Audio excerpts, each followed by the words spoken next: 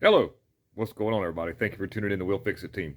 Really appreciate you guys for hanging out, and thank you for clicking on this video and checking out this stuff here we're going to do right quick. We got the mode selector on this '04 Chevrolet truck, and they're kind of like in the same place in a lot of the year models. So this pertains probably from the years of 2000 all the way up to maybe '05 or well '06, '07 before they changed the body styles.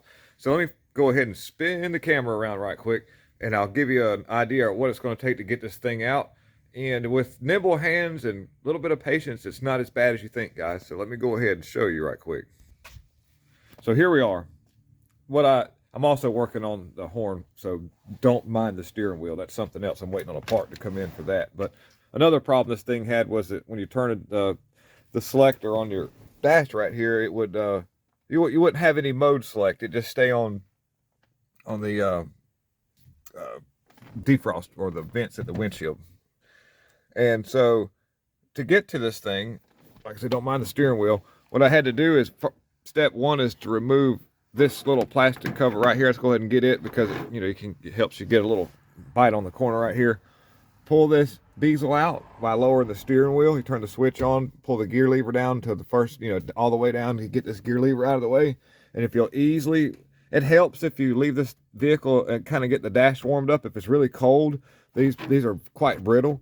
And so if you've got heat that works, it's a cold day, crank the vehicle up, leave the windows up, and leave it in the sun, let it get kind of warmed up. And this piece right here will come off a whole lot more intact, I guess we'll call it, because those are very brittle over the years, especially now that we're getting 20-something years old now, guys, as far as the vehicle and that blinding light. That's where the actuator or the little door servo is. So once I got this off at the bezel, I went ahead and there's a 10mm bolt that would hold on your parking brake release handle, and then you've got 7mm, and then you'll want to be very careful at the top when you pull this part that comes off here. Just kind of get your fingers on both sides, and like I say, having it warmed up makes it nice, and you'll pop that out there. Same thing, but you don't want to swing it too far out because you don't want to break your lineup tab over here. So you want to pop that corner out. And if you see your little clips stay in here, go ahead and get these out if they're stuck in there, and reattach them back to your lower unit, the lower cover right there, because that, if you try to stick them in, otherwise you're just going to shoot the clip through the hole and it's going to get lost in dash land. All right, now we're at the point now where I can kind of show you where this piece is at. It's that little triangle thing with the white sticker on it and the barcode. I know it's difficult to see because of my weird Focus-C camera, but there it is. And so we've got a couple of 7mm bolts that hold it on and a plug-in. I'll remove the plug-in first, and then I'll do the 7mm bolts. But before I do that, there's a little duct work right here, this piece that goes across the bottom. I'm going to remove it. It's real simple. There's just a little push pin over here in the corner. You'll see it. It's right there on the left, right below that red wire. I'll pull that out. Then this thing will come right off of there. There's no screws or anything that I can see.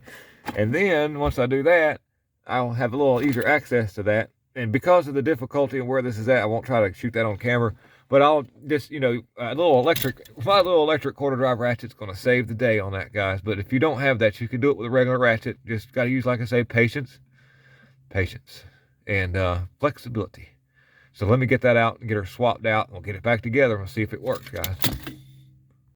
Well, we got lucky, guys. That was the problem. Let me flip the camera around and I'll show you what it looks like on the inside. Maybe you can see the weight.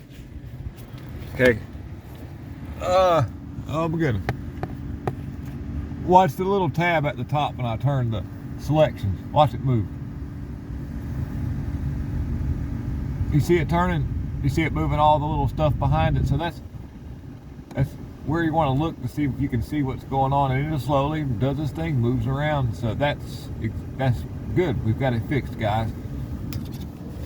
Oh, sometimes throw the towel at it. So I really want to thank you guys for checking out this video, and I hope it helps you in the long run. If you've got this problem at home, it is a do-it-yourselfer job. You can, if you just take a little bit of patience. And I fibbed. That was not a 7mm bolt on that servo. It was a what was I using? It was I think it's a 6, or let me see here, just so you'll know, you'll have it's a 5.5mm. To remove those little bolts that hold it on are those little self tappers in that plastic case. A 5.5 millimeter got it done, and some of them are 7/32, and some of them are 7 millimeter, so it just kind of varies. But GM love to use 7 millimeter on a lot of stuff. But anyhow, thank you so much for tuning in to We'll Fix It team. God loves people who be getting it done, guys. Don't be lazy. Do your part. All right, lots of love. I'm out.